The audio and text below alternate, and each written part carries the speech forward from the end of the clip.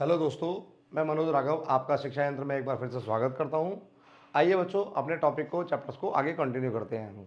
मैं कोशिश करूंगा, जैसा कि मुझे आपके फीडबैक्स मिल रहे हैं कि ये चैप्टर जो है थोड़ा सा ज़्यादा लंबा मैंने एक्सप्लेन करने के लिए इसकी ज़्यादा स्लाइड्स बना ली हैं। मैं कोशिश करूँगा कि एक एक वीडियो में आपको दो दो तीन तीन मॉड्यूल्स को बैक टू बैक पढ़ाऊँ। बने रहिएगा मेरे साथ में, मज़ा आने वाला है जैसा आपको अभी तक की वीडियोज़ में आया है। और कीप रिस्पॉन्डिंग, ऐसे ही रिस्पॉन्ड करते रहें।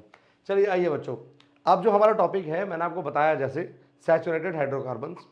हम सैचुरेटेड हाइड्रोकार्बन्स के बारे में पढ़ेंगे। यहाँ सैचुरेटेड हाइड्रोकार्बन्स बॉन्ड कैसे बनाते हैं, सैचुरेटेड हाइड्रोकार्बन्स कौन से होते हैं, सैचुरेटेड हाइड्रोकार्बन्स के डॉट स्ट्रक्चर कैसे बनते हैं, हम ये सारी जानकारी यहाँ लेते हैं क्लास में। आइए बच्चों, देखते हैं हमारे स्लाइड में नेक्स्ट में क्या रहेगा। सैचुरेटेड हाइड्रोकार्बन पीछे यहाँ स्लाइड में आपको मैं बता दूँ, यहाँ आपको देखने को मिल रहा है कि सैचुरेटेड हाइड्रोकार्बन के नीचे क्या लिखा हुआ है, एक फॉर्मूला लिखा हुआ है। That is CnH2n+2। इसका मतलब जितने भी हाइड्रोकार्बन, सी की काउंटिंग जिसमें जितनी भी होगी, एच की काउंटिंग जब डबल में तो ज़्यादा हो जाएगी। लाइक एक का डबल कितना हो गया, 2, और इस 2 में भी क्या कर देंगे, 2 ज़्यादा, कितना आएगा, 4। तो यहां पर 4 आ जाएगा, CH4। या फिर C की काउंटिंग अगर 2 है तो H की काउंटिंग डबल कितना होगा, 2 का डबल दैट इज 4, और 4 में फिर +2 कर देंगे दैट इज 6। तो यहां पर क्या आएगा, 6 आएगा। तो इस तरह के फॉर्मूले वाले जो CnH2n+2 में आते हैं, इस तरह के फॉर्मूले वाले या फॉर्मेट वाले चीज़ों को हम क्या बोलते हैं, सैचुरेटेड हाइड्रोकार्बन बोलते हैं। आइए बच्चों, सैचुरेटेड हाइड्रोकार्बन को और आगे देखते हैं और अच्छे से देखते हैं, चीज़ें और अच्छे से समझ में आएंगी। ठीक है, देखते हैं बेटा। सैचुरेटेड हाइड्रोकार्बन यहाँ बेटा आपको देखने को मिला, इसका जनरल फॉर्मूला क्या लिख दिया, CnH2n+2। अब जनरल फॉर्मूला में आगे आपको चीज़ें क्या देखने को मिलती है, आप पेन की जगह वैल्यू डालिए 1। अब 1 डालेंगे सो क्या होगा, सी की जगह अगर आपने यहाँ पे 1 डाला तो यहाँ H2 × 1+2 हो जाएगा, और ओवरऑल फॉर्मूला क्या हो जाएगा, CH4, जो मैंने आपको अभी बता के दिखाया था। आगे देखेंगे और इसी तरह से अब हम क्या करेंगे, सी के चारों तरफ क्या लग जाएगा, हाइड्रोजन्स लग जाएंगे, और इसको हम क्या बोलेंगे, मीथेन बोलेंगे, क्योंकि यहाँ फॉर्मूला बना था CH4। उसके बाद में मीथेन का हम लोग देखते हैं डॉट स्ट्रक्चर किस तरह से बनता है। अब डॉट स्ट्रक्चर देखिए बेटा, एक कार्बन रहेगा, आपको पता है कार्बन के चारों तरफ कितने वैलेंस सेल में इलेक्ट्रॉन जो होते हैं, आउटर मोस्ट सेल में जो इलेक्ट्रॉन्स होते हैं, वो आउटर मोस्ट सेल में इलेक्ट्रॉन कितने होते हैं, 4 होते हैं। बाह्यतम कोश में कितने इलेक्ट्रॉन्स होते हैं बेटा, 4 इलेक्ट्रॉन्स आपके पास होते हैं। तो हम देखते हैं चारों इलेक्ट्रॉन्स को। देखिए बाहर एक इसने क्या किया, बाहर चारों तरफ एक एक जो इलेक्ट्रॉन था इसके और एक एक हाइड्रोजन का मिलकर क्या बनाने लगा, बॉन्ड बनाने लगा। देखो इस तरह से कुछ,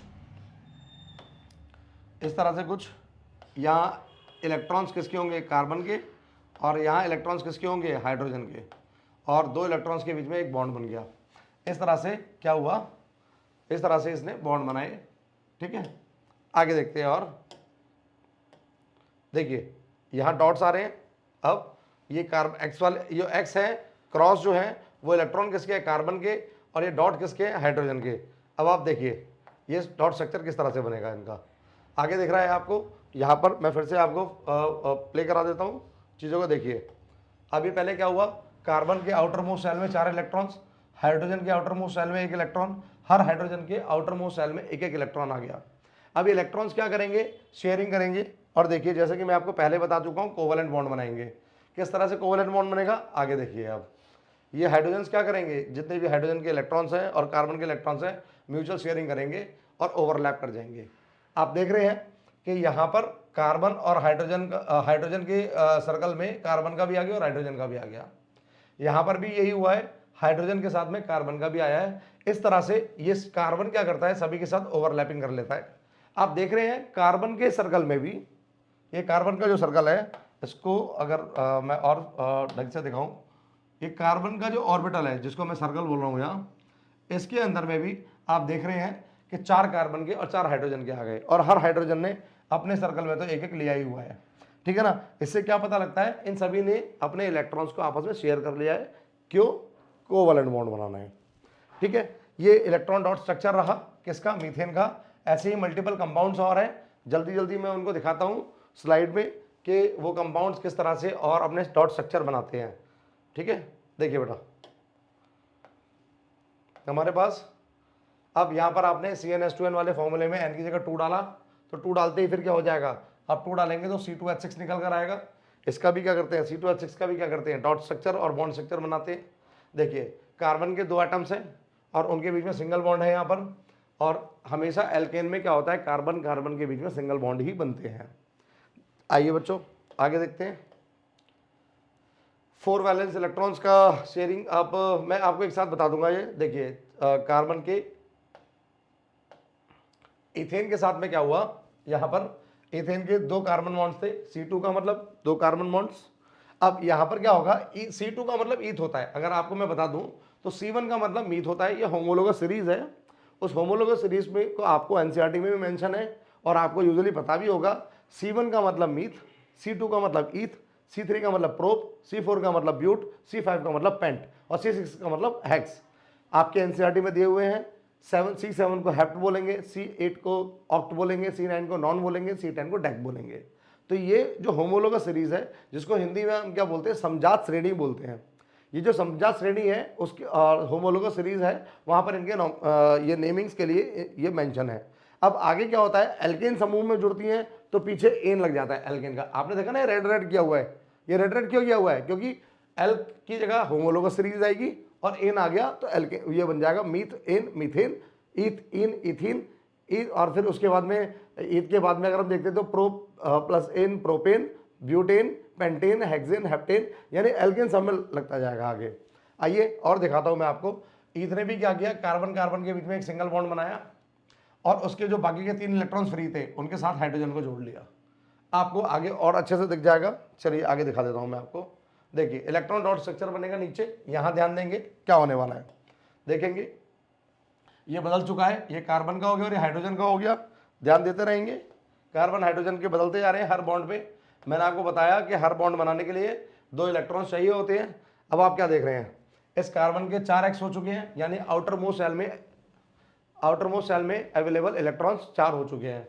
अब हम लोग क्या करेंगे, इस कार्बन के भी आउटर मोस्ट सेल में अवेलेबल इलेक्ट्रॉन्स कितने हो चुके हैं, 4 हो चुके हैं। आगे आते हैं, देखिए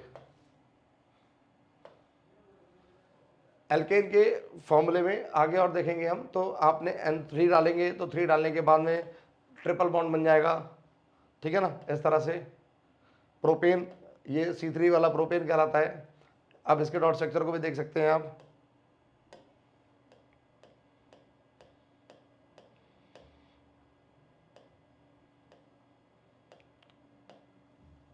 ठीक है ना, सी अब यहाँ पर क्या आ गया, C4 आ गया, C5 C6 इस तरह से बनते जाएंगे ये। ठीक है ना, ये डॉट स्ट्रक्चर्स हो गए, आप इन पे डॉट बना सकते हैं। मैं चलो आपको बना के दिखा देता हूँ एक बार और, देखेंगे बच्चों। देखिए अब यहाँ कार्बन ने क्या किया, कार्बन के ये 4 थे, कार्बन अपना सर्कल यहाँ से बनाएगा। इस कार्बन के पास, कार्बन के सर्कल में सारे आ चुके हैं और इसी तरह से इस कार्बन ने भी अपना क्या करेगा, 4 बनाएगा। चलिए ये बॉन्ड वैसे यहाँ इसको अभी बाद में करते हैं।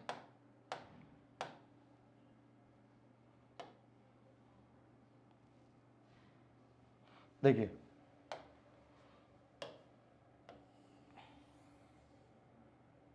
ये वाला भी इसमें इन्वॉल्व करेगा कार्बन। 1 2 3 4 थे कार्बन के। अब कार्बन ने क्या करना स्टार्ट किया, एक हाइड्रोजन का, एक हाइड्रोजन का, एक हाइड्रोजन का और एक इस कार्बन का लेना स्टार्ट किया। ये इस कार्बन का लिया। फिर कार्बन के दूसरे सर्कल ने भी क्या किया, इस तरह से एक ये रखा, ये ब्लू वाले मैंने यहाँ कार्बन के बना दिए, ये कार्बन के 4 हो गए। अब कार्बन ने क्या किया, इस हाइड्रोजन से लेना स्टार्ट किया। देखो एक हाइड्रोजन का ये लिया हुआ, एक हाइड्रोजन का ये लिया हुआ और एक इस कार्बन का लिया हुआ है। तो कार्बन के सर्कल में भी 4 आ गए। आप आगे आइए, आगे देखिए। अब इस कार्बन के पास में भी 4 हो जाएंगे, 1 2 3 4 5 6 7 8, यानी 4 कार्बन के अपने और आगे के। आप आगे देखेंगे और अब हाइड्रोजन का मुझे आपको बताने की जरूरत नहीं है, सारे हाइड्रोजन्स क्या कर रहे हैं अपने, सारे हाइड्रोजन्स क्या कर रहे हैं अपने, बॉन्डिंग बनाएंगे। तो इस तरह से हाइड्रोजन भी अपनी बॉन्डिंग बना लेते हैं। ठीक है ना, ये कोवलेंट बॉन्ड्स को बनाने का स्कीमेट हो गया। यहाँ पर भी सेम यही चल रहा है कि आपके पास में n इक्वल टू 4 हो जाएगा। n 4 होते ही क्या होगा, C की काउंटिंग जितनी होती है H की काउंटिंग डबल में 2 ज़्यादा हो जाएगी। फिर आप क्या करोगे, 4 कार्बन लगाओगे, हर बॉन्ड को बनाते समय एक इलेक्ट्रॉन इसका, दोनों क्या करते हैं आपस में शेयर करते हैं, जो आपको यहाँ दिखाई दे रहा है, उसका डॉट स्ट्रक्चर आपको यहाँ दिखाई दे रहा है। ठीक है, मैं थोड़ा स्पीड में इसलिए बोल रहा हूँ क्योंकि ये चीज़ें आप अवेयर हैं, इन चीज़ों को आप अच्छे से जानते हैं। कोवलेंट बॉन्ड, स्ट्रक्चर्स, सर्कल्स बनाना मैं पहले वाले वीडियोस में बता चुका हूँ, तो मुझे नहीं लगता कि वक्त जाया करना चाहिए इन सब चीज़ों को फिर से स्लो मोशन में पढ़ाकर। आइए बच्चों देखते हैं आगे की चीज़ों को। ठीक है, एल्केन के अंदर में और क्या क्या हम लोगों को बॉन्डिंग्स मिल जाती हैं करने के लिए। मैं मीथ, ईथ, प्रो, ब्यूट आपको 4 तो बता ही चुका हूँ। आगे अब ऐसे ही हमारे पास जो वो कंपाउंड आएगा अनसैचुरेटेड, असंतृप्त जिसको बोलते हैं, उसमें कौन आएगा, एल्कीन आएगा। एल्कीन के साथ में जनरल फॉर्मूला क्या होगा, CnH2n। आगे दिखा देता हूँ थोड़ा लार्ज करके, देखिए क्या आएगा जनरल फॉर्मूला, CnH2n आएगा। इस CnH2n में C की काउंटिंग जितनी भी होगी, H की काउंटिंग सिर्फ डबल होगी। ठीक है, डबल होगी, और यहां पर कार्बन कार्बन के बीच में कम से कम एक डबल बॉन्ड जरूर होगा। सैचुरेटेड वाले में कार्बन कार्बन के बीच में सारे बॉन्ड सिंगल थे। एल्कीन में, अनसैचुरेटेड वाली कैटेगरी में जब हम एल्कीन पे आते हैं तो एल्कीन के अंदर कार्बन कार्बन के बीच में कम से कम एक बॉन्ड डबल जरूर आएगा। अब यहां देखते हैं, एग्जांपल मैं आपको बताता हूं। आपने क्या किया, C1 डाला तो H क्या हो रहा है, डबल होगा, सिर्फ 2 होगा, जिसको हम क्या बोलते हैं, मीथ का इन बोलते हैं, मीथीन इन ग्रुप लगाएंगे। यहाँ वहां एन लगा था, ये इन लगाएंगे। आपने C2 डाला, H4 होगा, यानी C2 का मतलब ईथ होता है, और ईथ के साथ में आप क्या लगाएंगे, इन लगाएंगे। अगर आप यहाँ C3 डालेंगे तो C3 में H6 आएगा, C3H6 आएगा, जिसको हम क्या बोलेंगे, प्रोप, और प्रोप के साथ में इन ग्रुप आएगा क्योंकि एल्कीन लगा रहे हैं। ऐसे ही C4 के साथ में H8 आएगा, जिसको हम क्या बोलेंगे, ब्यूटीन बोल देंगे। तो ऐसे ही C5 आएगा, C5 के साथ में H10 लगाएंगे, जिसको हम पेंट बोल देंगे, पेंटीन शैम्पू वाला। ठीक है ना, यहां पर ये चीजें आपको क्या हो रहा है, C की काउंटिंग जितनी भी है H की डबल में तो ज्यादा हो रही है। ऐसे ही आपको एक ग्रुप और आगे आएगा, वाइन, जिसको मैं और तेज पढ़ाऊंगा। वाइन में क्या होगा, C की जितनी काउंटिंग होगी H की डबल में 2 कम हो जाएगी। पहले 2 ज्यादा थी, फिर डबल रही, फिर डबल में 2 कम हो गई। एक एन ग्रुप था, एक इन ग्रुप है, फिर एक वाइन ग्रुप होगा। आइए बच्चों आगे देखते हैं और चीजों को, थोड़ा सा बढ़ते हैं आगे स्लाइड में। देखिए आपको फॉर्मूले फिर से वही जनरल फॉर्मूला एल्कीन का सॉरी CnH2n। यहां पर आप देखेंगे आपने क्या किया, n डाला, बिल्कुल डालेंगे, लेट्स सी पॉसिबल है। We can not substitute n equal to 1 for alkane, क्या कहते हैं, एल्कीन्स में क्यों नहीं डालते हैं, उसका रीजन होता है, मैं आपको बताता हूं। जब हम कार्बन का बॉन्ड बनाते हैं, क्योंकि इसमें क्या होता है, डबल बॉन्ड बनाना होता है, जैसे कि मैंने आपको बताया। तो मीथ के साथ में इसलिए नहीं डाल सकते क्योंकि मीथ के साथ डबल बॉन्ड कहां लगाओगे, मैंने आपको कहा था ना, कार्बन कार्बन के बीच में एक डबल बॉन्ड जरूर चाहिए। अभी बेचारा डबल बॉन्ड कहां लगाएगा, ये तो खुद अकेला है। इसलिए मीथ के साथ एल्कीन और एल्काइन ग्रुप नहीं बनते, ईथ पे ट्राई मारते हैं। ईथ पे करेंगे तो 2 कार्बन कार्बन के 2 आ जाएंगे, डबल बॉन्ड लग जाएगा बीच में। ठीक है ना, ये याद रखने वाली बातें याद रखेंगे। Alkene group is not applicable for the myth group, myth group में ऐसा नहीं होता। चलिए ठीक है, यहां लिखा हुआ भी है, methane does not exist in nature, इसीलिए मीथेन आता भी नहीं है। आगे आते हैं, आपको देखिए बेटा, अब उसके बाद में CnH2n आप देखेंगे, यहां पर आप कार्बन कार्बन का इथेन में बनाया आपने, सॉरी इथीन में, C2 में बनाया, तो C2 में देखेंगे डबल बॉन्ड लग जाएगा। ये इथीन का हो गया, क्या हुआ, इथीन का क्या हुआ, कार्बन कार्बन के बीच में डबल बॉन्ड आए और हाइड्रोजन लग गए बाकी में। कैसे लगे, देखिए मैं फिर से मैं खुद से ड्रॉ कर देता हूं। एक कार्बन ये रहा, एक कार्बन ये रहा, इन दोनों कार्बन के 1 2 3 4 इलेक्ट्रॉन ये रहे इसके, 1 2 3 4 इलेक्ट्रॉन ये रहे इसके। मैंने हाइड्रोजन उठाया, ये हाइड्रोजन हो गया, एक हाइड्रोजन हो गया, एक हाइड्रोजन हो गया, यहां पर भी हाइड्रोजन हो गया, यहां भी हाइड्रोजन हो गया, यहां भी हाइड्रोजन हो गया। इस तरह से ये हमारा ये CnH2n + 2n एल्केन वाला बनता था। हम लोग क्या करेंगे, इसमें से हम लोगों ने क्या करना है, कुछ नहीं करना, सिर्फ इसको, ये जो 2 बॉन्ड थे इन दोनों को हटा देना है। सिर्फ यहाँ से हटा देना है, यानी कार्बन नाइट्रोजन के फ्री कर देना है। जिससे क्या होगा, अब कार्बन के 4 पूरे करने के लिए कार्बन के 2 ये रहे, और इस कार्बन के 4 पूरे करने के लिए इस कार्बन के 2 ये रहे। अब क्या होगा, इस सर्कल में आप देखेंगे कार्बन को के पास 2 अपने होते हैं, 4 अपने होते हैं, 4 इसको बाहर से चाहिए होते पड़ोसी से। 1 2 3 4 अपने थे, 1 2 3 4 पड़ोसी के मिल गए। इस कार्बन ने भी ये किया कि 1 यहाँ से लिया, 2 यहाँ से लिए, इस तरह से इस कार्बन के भी क्या हो गए, आप देखेंगे तो हाइड्रोजन को थोड़ा अंदर बनाते हैं कॉन्ट्रास्ट करके, ये वाला भी ठीक है। दोनों कार्बन के 4 4 अपने थे, 4 4 इन्होंने पड़ोसियों से ले लिए। अब रही बात हाइड्रोजन की, तो हाइड्रोजन अपना बना लेता है, लीजिए ये डॉट स्ट्रक्चर बन गया आपका हाइड्रोजन का, इसका इथेन का, इस तरह से। उम्मीद कर रहा हूँ चीज़ें अच्छे से आ रही होंगी, नहीं आएंगी कमेंट सेशन में बताते जाइए मुझे। आगे बढ़ते हैं बेटा, इथेन का भी ऐसे ही बनेगा, आगे प्रोपेन का, प्रोपीन का, सबका ऐसे ही बनेगा, देखते जाइए। आपको बहुत मैं तेजी से दिखा रहा हूँ। आगे जनरल फॉर्मूला अब कौन सा आ गया, एल्कीन में CnH2n ही है। अब देखेंगे तो ये क्या बनाएगा हमारे पास, C3 डालेगा, यानी प्रोप डाल दिया इसने, प्रोप ग्रुप में C3 आ गए। अब यहाँ पे एक चीज़ और देख रहे हैं, देखिए एक जगह डबल बॉन्ड आया और एक जगह सिंगल बॉन्ड आया। क्यों, मैंने क्या कहा था, कार्बन कार्बन के बीच में एक जगह डबल बॉन्ड आएगा, ठीक है ना। आते हैं आगे, देखेंगे बेटा हाइड्रोजन यूजुअली, क्योंकि आपको पता है एक कार्बन से 4 हाइड्रोजन लग सकते हैं, यानी 4 बॉन्ड बन सकते हैं। अब इसने भी क्या किया, इलेक्ट्रॉन डॉट स्ट्रक्चर कैसे बनाएगा आपने, मैं इसको भी क्लियर कर दूं यहाँ खुद से ही, क्योंकि स्लाइड में काफ़ी टाइम लगेगा। देखिए कार्बन कार्बन कार्बन, 3 कार्बन बनाए, 1 2 3 4, 1 2 3 4, 1 2 3 4, 4 4 आउटर मोस्ट में वैलेंस शेल लगा दिए। अब क्या करना है, अब हाइड्रोजन लगाना है इनके साथ। ये हाइड्रोजन हो गया, ये भी हाइड्रोजन हो गया, ये भी हाइड्रोजन हो गया। ये एन वाला है, मैं अभी एन का सिखा रहा हूँ आपको। एन के बाद इसको एन और वाइन में कन्वर्ट करेंगे। ये भी एन का हो गया और ये भी एन का हो गया। हमें डबल बॉन्ड लगाने, डबल बॉन्ड लगाने के लिए हमें क्या करना पड़ेगा, हमें डबल बॉन्ड लगाने के लिए इनको फ्री करना पड़ेगा। इनको फ्री करेंगे, इनको फ्री करते ही क्या होगा, इस कार्बन के 2 ये रहे, इस कार्बन के 2 ये रहे। अब क्या होगा, अब क्या होगा, अब देखते हैं बेटा, ये कार्बन क्या करेगा, 1 2 3 4 इसके पास थे, 5वां 6ठा 7वां 8वां, ये इसने आपस में ले लिए, ले लिया ऐसे। अब आप ये देखिए दूसरा कार्बन क्या करेगा, 1 2 3 4 इसके पास थे, 5वां 6ठा 7वां और एक 8वां, इसने यहाँ अपना बनाया, ठीक है ना।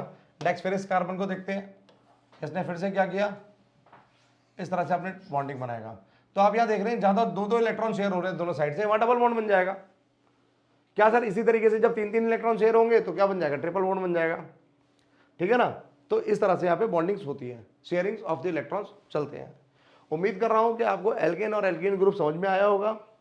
मैं एल्काइन ग्रुप को भी जल्दी आपके सामने नेक्स्ट स्लाइड मैं नेक्स्ट वीडियो में लेकर आ रहा हूँ। आप जब तक इनकी प्रैक्टिस कीजिए, ठीक है ना। अगर आपको कोई क्वेरी रेज होती है तो कमेंट सेशन में ज़रूर डालिए, हम आपकी क्वेरीज को सॉल्व ज़रूर करेंगे।